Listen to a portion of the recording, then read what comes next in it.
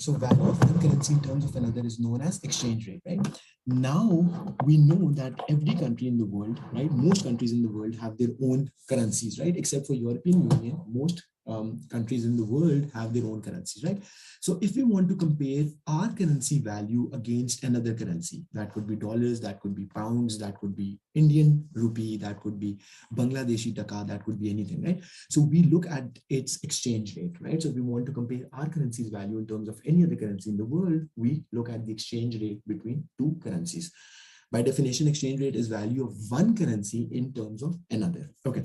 Now, Zohan and everyone else, please pay attention, right? Now, you have to, first of all, on the exchange rate graph, you need to, first of all, think that from which currency perspective you want to make this graph, right? So if, let's say, in every exchange rate graph, there will be two currencies involved, as we know, right? Dollars, rupee, pound, dollar, whatever. Right? So if you think from Pakistan's point of view, right? So if you want to look at the local currencies perspective, which is rupee, so what first thing that you need to do is to have quantity of rupees on the x-axis. So whichever currency you are looking from, whichever currency's perspective you want to look at the exchange rate, so that currency would be always on the x-axis, right? Now, what is value of rupees? Now think about this. When I say what's the value of something, so in exchange rate, value of currency would be in terms of another currency. Are you following me? So what is value of rupee in terms of dollars or in terms of pounds or in terms of euros? So basically what we are capturing here is that how many dollars can each rupee buy? How many dollars? So this is simply speaking dollar per rupee. So how many dollars can each rupee buy? That's on the y-axis, and the quantity from which perspective you're looking at it from, right? So that is on the x-axis. Another way to remember this is that whichever currency you are making the exchange rate graph, whichever currency's perspective you are making the exchange rate graph for, so that currency would be on the x-axis, and that would be the second currency on the y-axis. That would be the second currency. So it could also have been, if you are looking at pounds and rupees, so then that would be pound per rupee, right? How many pounds can each rupee buy? So that is showing you that whether 1 rupee buys you 1 pound, half pound, 0.2 pounds, what, right? And it would always be the second currency on the x-axis. Easy? Zohan, any confusion, right? So if you want to invert this idea, you want to look at from pounds perspective, right? Then it would be all reversed. How many rupees can each pound buy? And then instead of rupees on the x-axis, now you will have quantity of pounds, right? So that's simple. And then on this graph, the demand and supply of which currency would be added? On this graph, whichever currency you have on the x-axis, right? So that should be obvious. Whichever currency you have on the x-axis, that's the currency's demand and supply added on the graph, right? So downward sloping will be the demand for pounds, right? So you can write this down as downward sloping is the demand for pounds, upward sloping is the, so upward sloping would be your supply of pounds. Any confusion so far, right? Can you give me an example of appreciation too? Okay, you tell me how anything increases in value. What are possible ways through which any product, I'm talking about normal product in economics, right? What factors cause an increase in the value of a product, right? Rightward shift in demand, right? Now tell me what factors can cause increase in demand for currency, right? What factors would increase the demand for currency, right? So when anyone buys, like anyone meaning outer world, right? Other countries buy your product, that increases your demand for currency. When those foreigners are coming to your country for investment or tourism, that increases the demand for your currency, right? So appreciation happens when one of the two things happen, right? So appreciation of exchange rate, just like any other product in the market, either the value of currency would increase because there is high demand for currency, or there is lower supply. Either there would be higher demand for currency or lower supply for currency. These are the two factors that cause appreciation in exchange rate. Any confusion so far, right? Now we have already discussed what increases the demand for currency, right? So when foreigners are buying your products, right? When foreigners are coming to your country for tourism, when you know, foreign businesses are investing in your country. So these are ways through which your demand for currency will increase. right?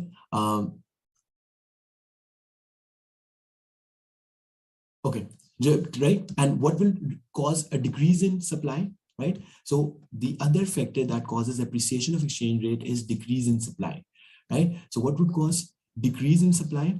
So think about this. When do you supply your currency? Always think intuitively, right? So when do you supply your currency, right? You supply your currency when you are importing from other countries. Your nationals are going abroad for tourism. Your businesses are investing in other countries. So we have kind of inverted this, right?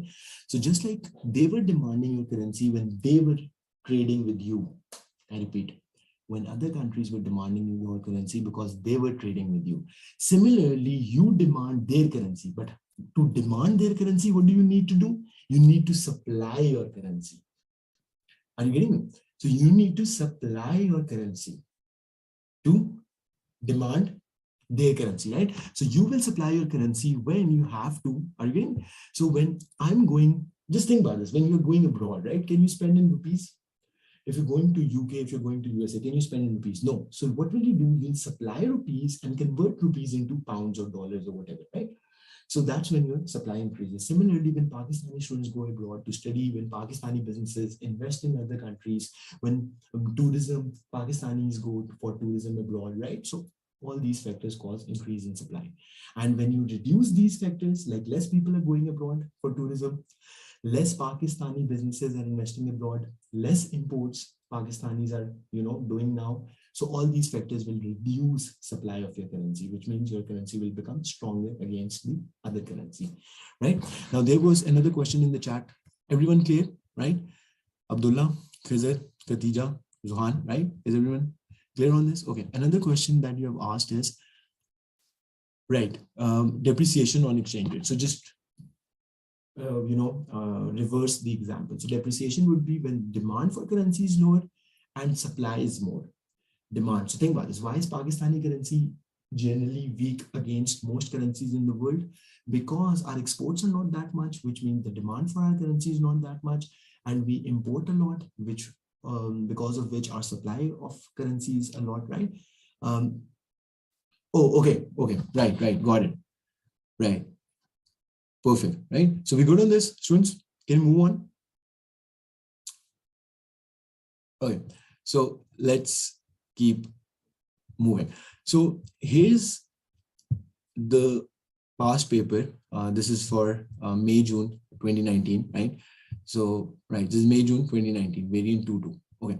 Now, these are 3 essay questions. And as you know, out of 3 essay questions, you have to choose one. So how about we do this thing? We'll read all the 3 questions now, and then you will tell me, and whichever question has most votes. So I would want you to choose the difficult one, because easy ones you can do on your own.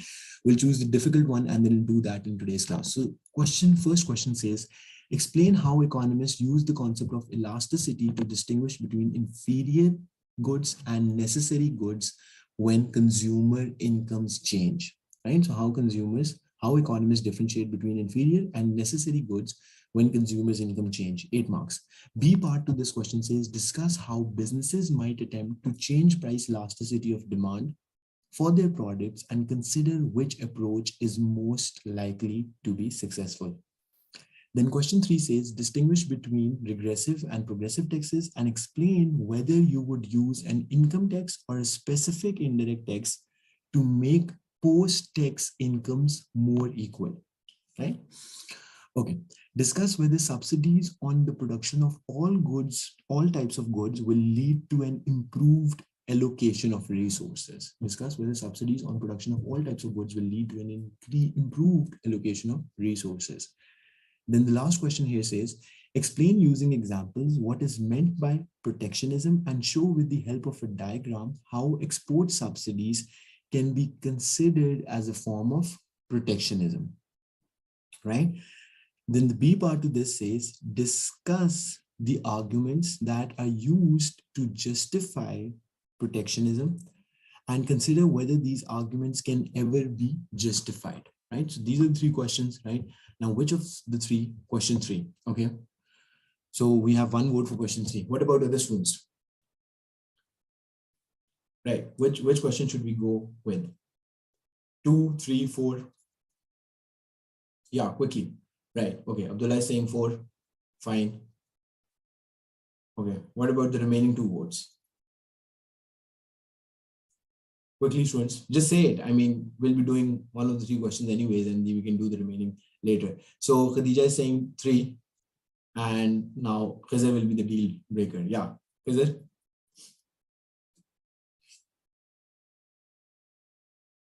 Okay.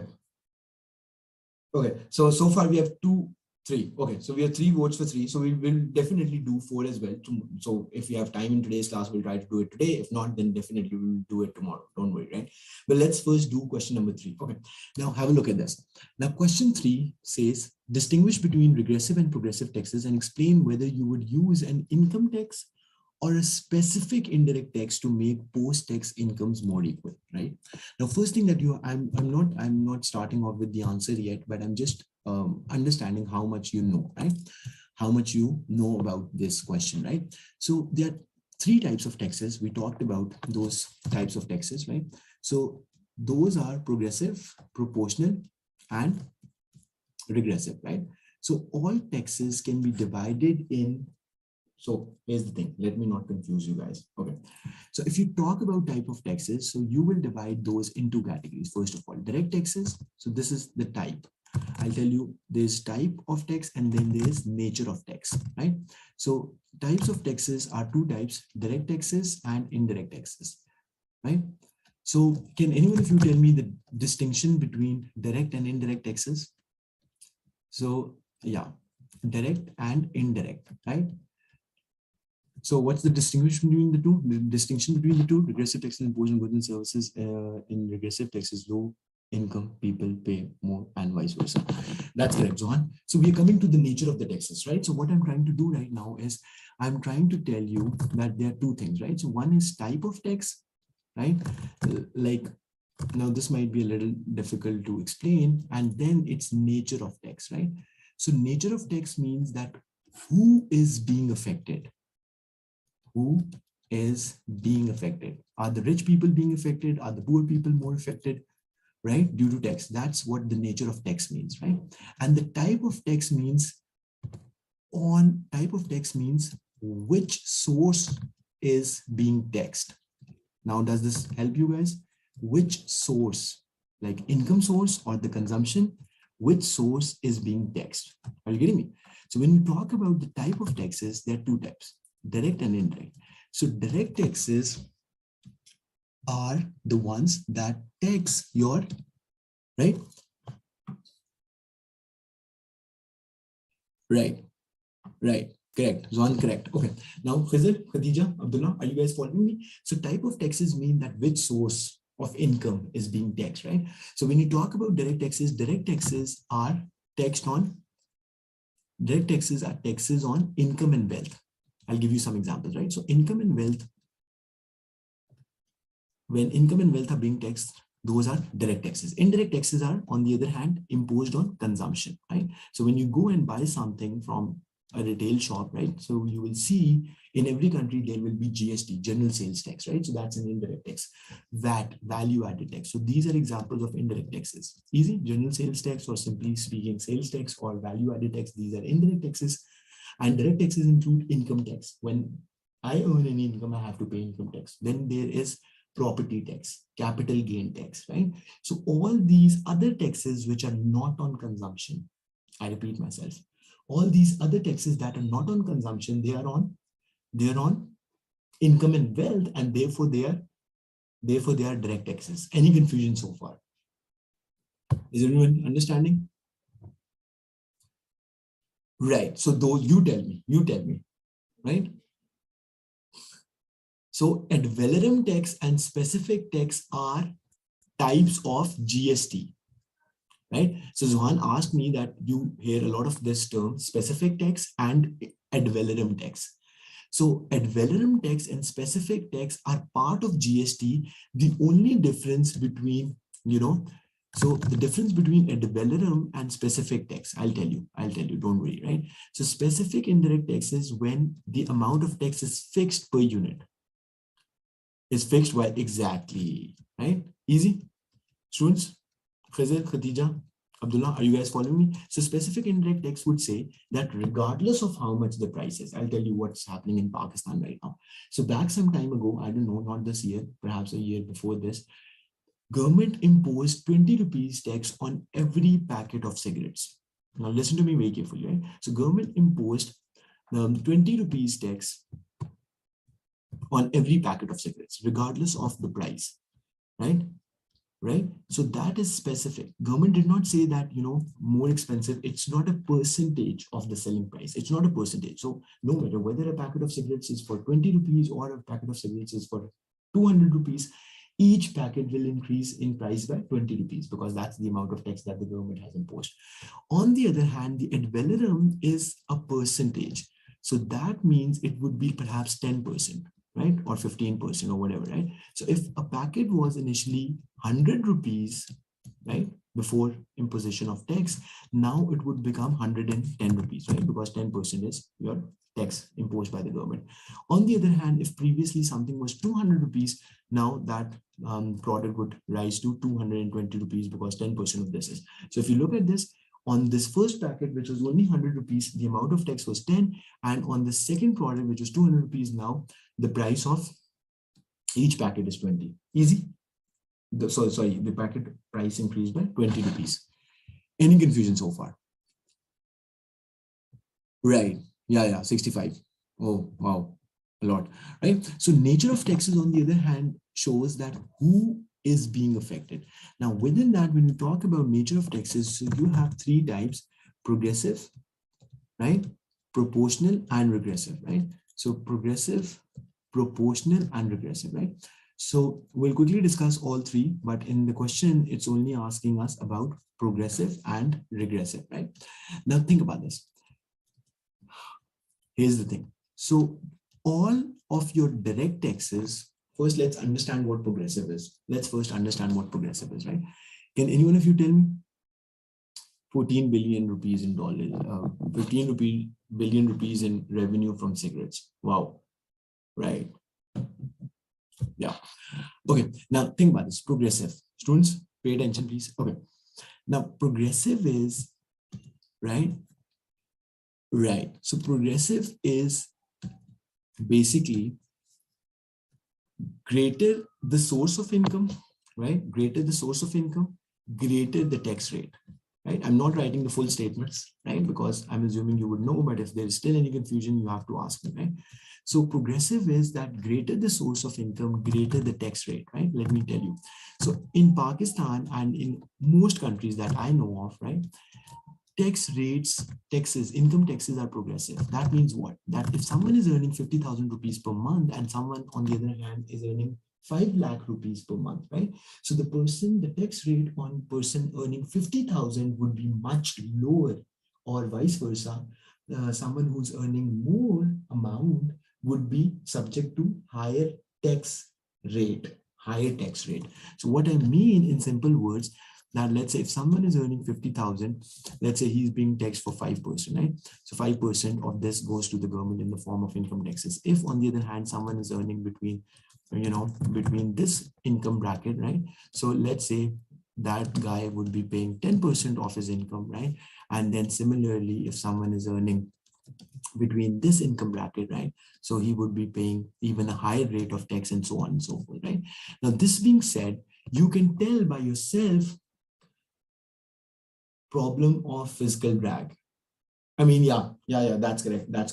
That your real incomes are not increasing, but your tax rates are increasing. So that causes fiscal drag. Yeah, more taxes being paid just because, nominal incomes are higher and not your real incomes are higher. Correct. Okay, now students, are you following me?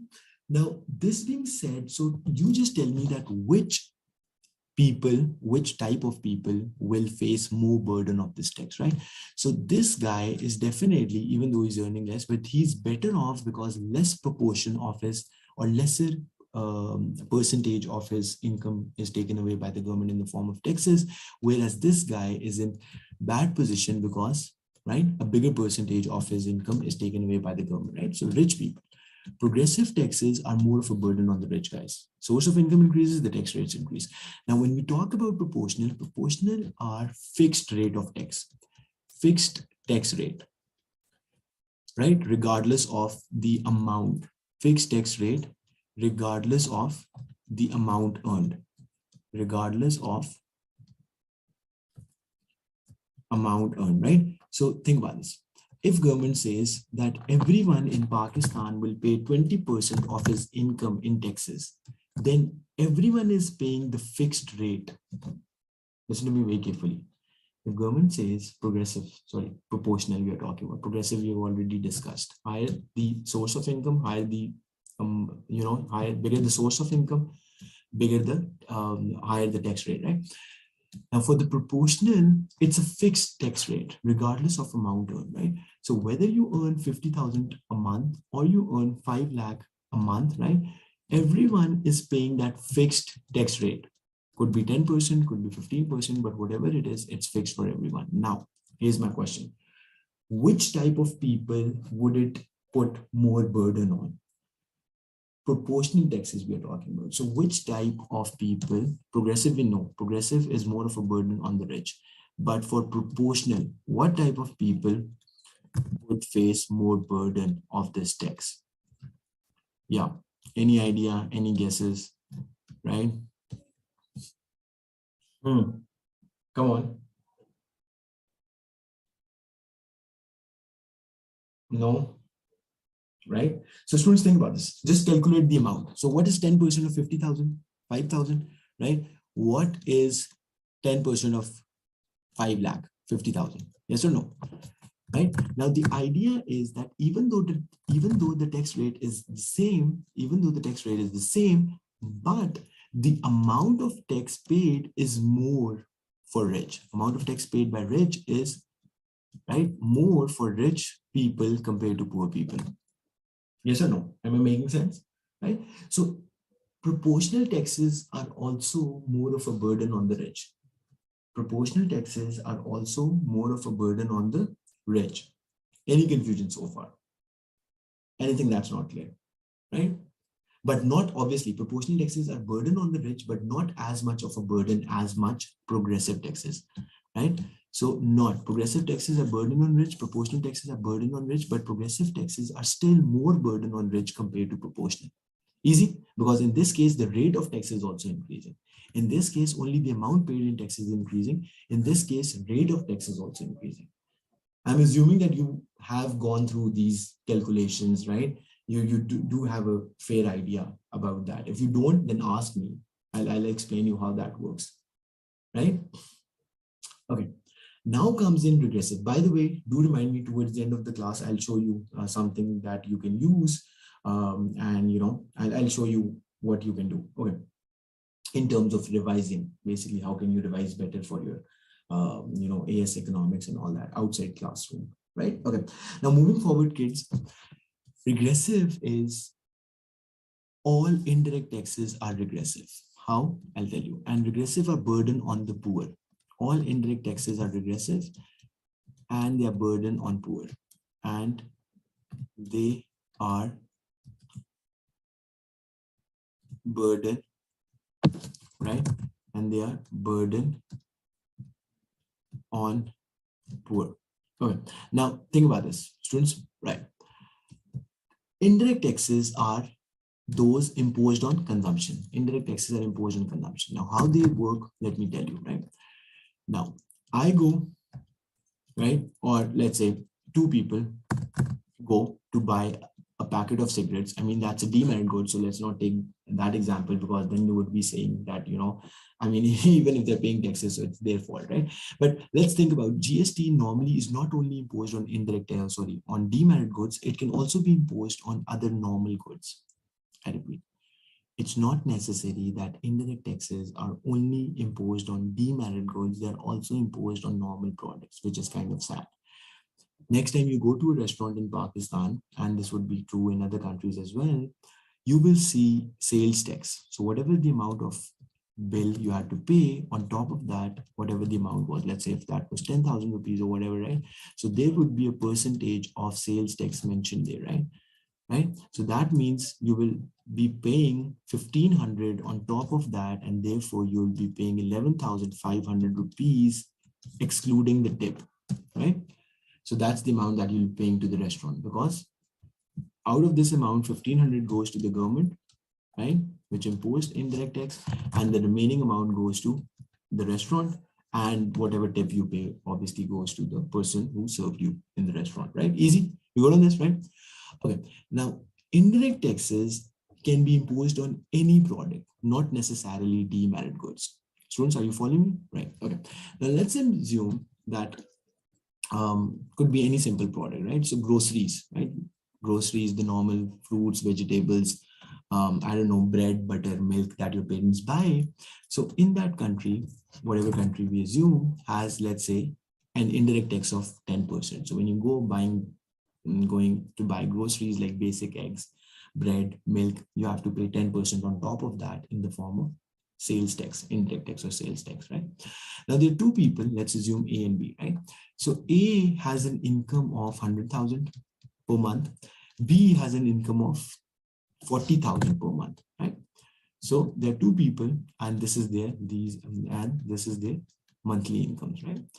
Okay, 100,000 rupees per month for A, 40,000 rupees for B. Now, my question to you is, do you think, like, let's say the number of people in their houses is the same, do you think that this guy would be buying a lot more bread or butter or something, right? The basic food items compared to this, given the number of family members is the same, right? That's just a question for you to answer, right? Do you think that if you think about the basic food items, right, like grocery, like bread, butter, and things like that.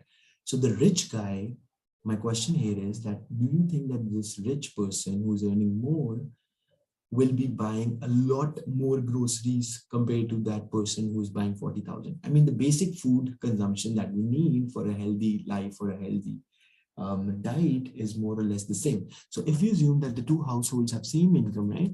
So it would be fair to assume that both of them spend same amount, right? Right? Both of them would be spending same amount on buying groceries. Both of them would be spending same amount, right? A little more, perhaps.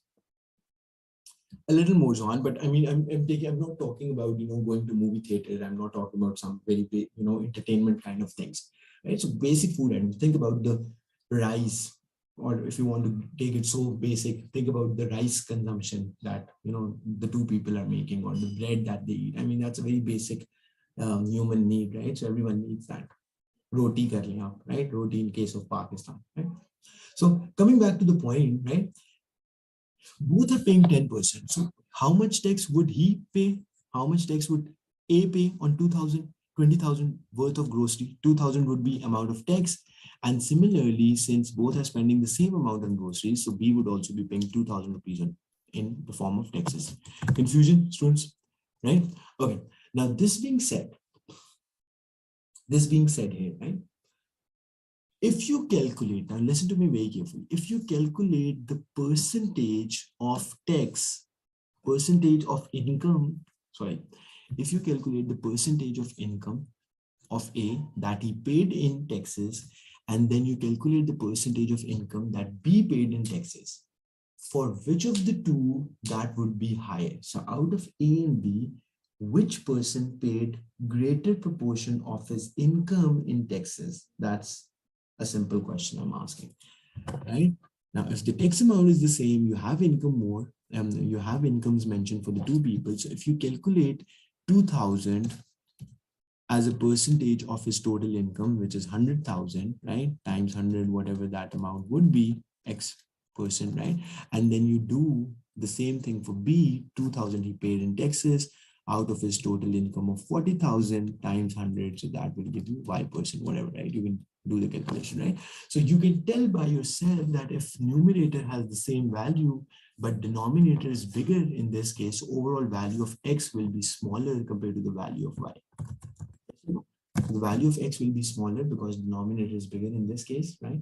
Compared to Y. So that means that the rich person paid smaller proportion of his income in taxes compared to the rich guy. Sorry, compared to the poor guy. The rich guy pays smaller proportion, right? So the thing about regressive taxes and how they are a burden on poor, that is the point what I was trying to prove here, right? So regressive taxes, which are all indirect taxes, are regressive. I told you, which includes indirect taxes, right? Like sales tax, ad valorem tax.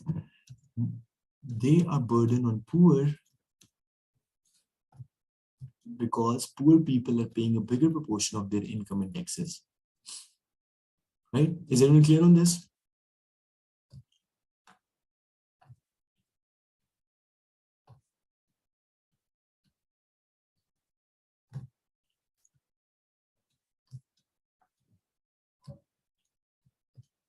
Bigger proportion of their income in taxes.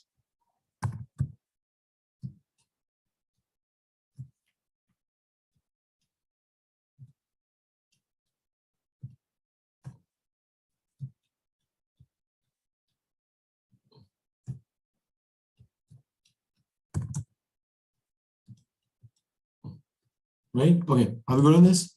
Right. Okay.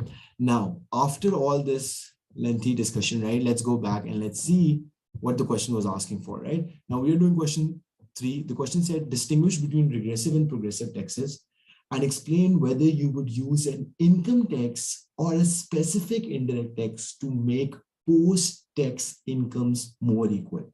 Now, I want every one of you to take a minute, think about this. So the explaining part is same, is simple, right? We've already explained it, right?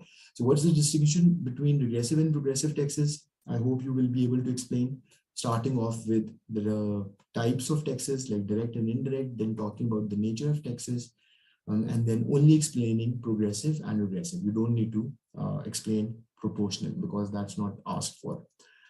Then you tell that if you think of income tax and a specific indirect tax, I told you what a specific indirect tax is, which would make the post-tax incomes more equal.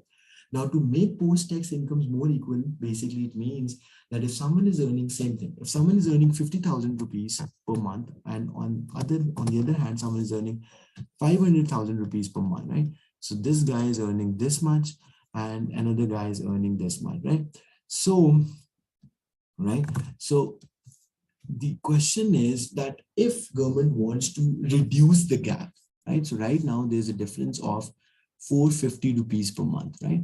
So that's the gap between the incomes of the two people. If the government wants to reduce this gap, right? Income gap, post-tax incomes more equal, post-tax, after tax, making income more equal.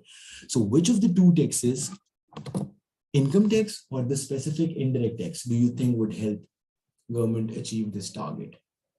Which of the two do you think would help government achieve that? That shouldn't be difficult. Quickly, I'm just trying to make sure that everyone of you got this.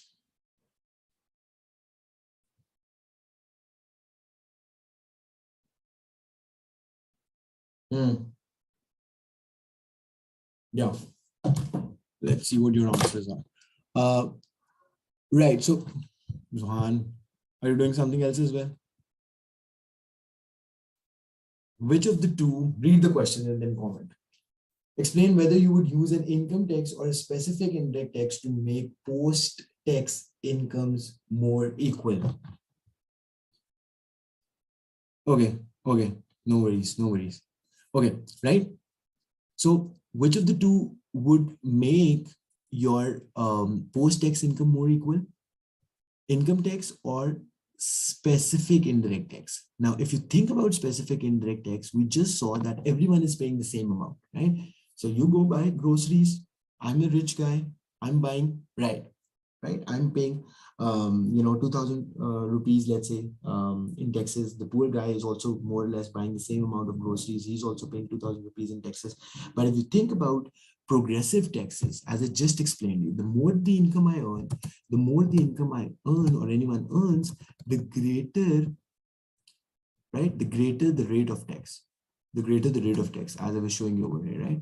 So the greater the rate of taxes, right? So if you earn 50,000, you're paying, let's say, 5% of your income in taxes. If you're earning between this income bracket, you're paying 10%, and so on and so forth, right?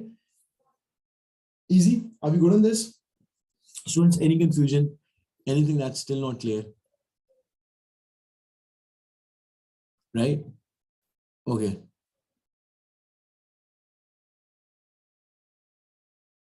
Right. Okay. Now let's look at the B part, students. Right. So you have to explain this. After you've explained the first part, like regressive and progressive taxes, then it would be easier for you to, comment on this, that it's the income taxes that will make post-tax incomes more equal. Right. Discuss whether subsidies on the production of all types of goods will lead to an improved allocation of resources. Now let's quickly make a table. That do you think that providing subsidies on all, that's the key word here, providing subsidies on all type of goods would improve the allocation of resources? That's what the question says. So what do you think? So let's list, some arguments in yes, that yes, it will improve allocation of resources, and no, that it will not improve allocation of resources. So these are the two things we are talking about here. Yes, it will improve allocation of resources. No, it will not improve allocation of resources, right? Okay, so what do you think?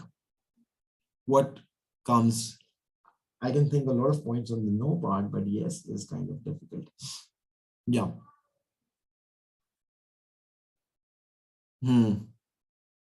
What do you think? Right? So firstly, on the no part, right? Where do subsidies come from? Like how government finances subsidies? Tax money, right? So the taxes that we are paying, right? That's financing our tax money, right? That's how we finance our subsidies. Okay, so the class is about to end. So let me rejoin with the same link. We'll quickly do some, we'll make the points of this question. We'll not do it in full form, but we'll quickly make a rough draft of what should be included in the answer, and then we'll stop for today, right? So rejoin with the same link.